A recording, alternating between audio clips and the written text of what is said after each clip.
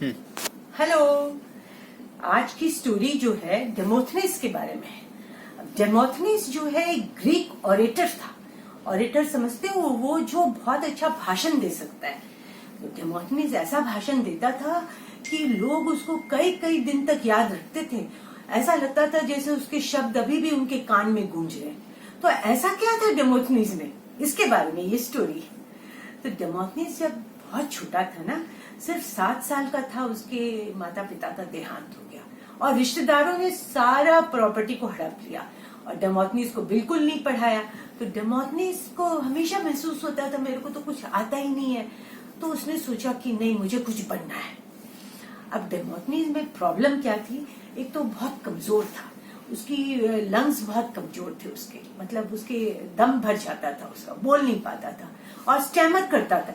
तो क्या करते तो और र को व बोलता था। जैसे ब्लैकबेरीज बोलना होता था तो बोलता था ब्लैक फेरिज। हाँ, तो वाओ वाओ, रन को बोलेगा वन वन। तो इस तरह से उसको है ना बहुत प्रॉब्लम्स थी। तो उसने अपने मन में लेकिन तय कर लिया कि मेरे को अपने प्रॉब्लम्स को ठीक करना है और मैं अच्छा बोलूंगा। तो डेमोथेनेस इसके लिए बहुत अच्छी अच्छी एक्सरसाइजेस की। देखो क्या क्या किया। सबसे पहले तो डेमोथेनेस एक ऐसे कमरे में घुस करके, जो जमीन के अंदर कमरा था, उसमें रहना शुरू किया और एक एक महीने तक उस कमरे के अंदर प्रैक्टिस करता था, बाहर ही नहीं निकलता था। फिर उसने क्या किया, अपने सिर का बाल आधा काट लिया और आधा सिर गंजा और आधे सिर में बाल। और उसने मन में सोचा जब तक मेरा ये बाल ठीक नहीं होगा तब तक मैं प्रैक्टिस करता रहूंगा। उसके लिए बहुत दिन तक प्रैक्टिस करना पड़ता था। अपने चेहरे का भाव देखता था शीशा में, क्योंकि कई लोग है ना सिर खुजाते खुजाते बात करते हैं, कोई कान खींचते खींचते तो खुजली करता है। तो ये सब गलत आदत है। डेमोथेनेस अपने आप को एकदम परफेक्ट बनाना चाहता था। नदी के किनारे जाता तो नदी की लहरें आवाज करती, डेमोथेनेस और जोर जोर से बोलता ताकि ऐसा लगता है जैसे बहुत लोगों को भाषण दे रहा है। और क्या करता था मालूम, वो जैसे है ना पहाड़ी पे चढ़ता था, पहाड़ी पे चढ़ के भाषण देते देते चढ़ता था। एथेंस के वासियों, तुम्हें ऐसा करना चाहिए, वैसा करना चाहिए, बोलते बोलते चढ़ता था जब तक उसका दम नहीं फूल जाए।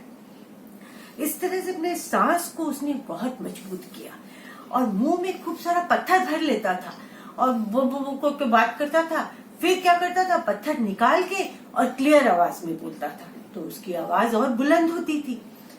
रात रात भर बैठ के भाषण लिखता था।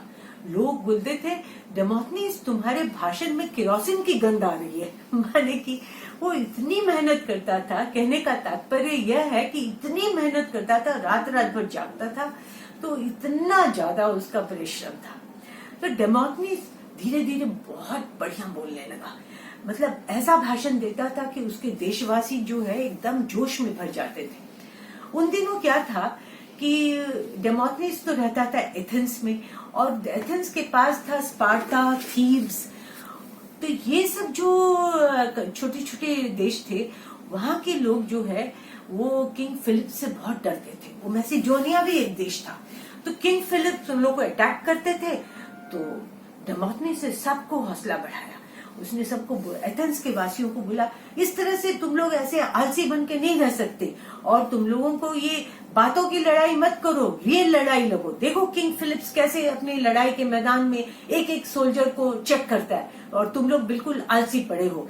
इस तरह से अपने भाषण से वो सबको जोश दिलाता था। और जब थीब्स के लोग उसको फिलिप्स को मदद करने लगे तो उसने थीब्स के लोगों को कहा कि तुम लोग कैसे दोस्त की मदद कर सकते हो, तुम लोग तो हमारे देश के करीब हो, तो हम लोग भाई भाई हैं और हमारे मंदिर एक है, हमारे देवता एक है, तो तुम्हें हम लोगों की मदद करनी चाहिए। तो थीब्स के लोग भी उसको मदद करने आ गए। तो इस तरह से डेमोथेनेस ने अपने लोगों को जोश से इतना भरा कि वो लोग किंग फिलिप्स जो इतने बहादुर थे उसके अगेंस्ट में लड़े। किंग फिलिप्स अलेक्जेंडर के पिता थे।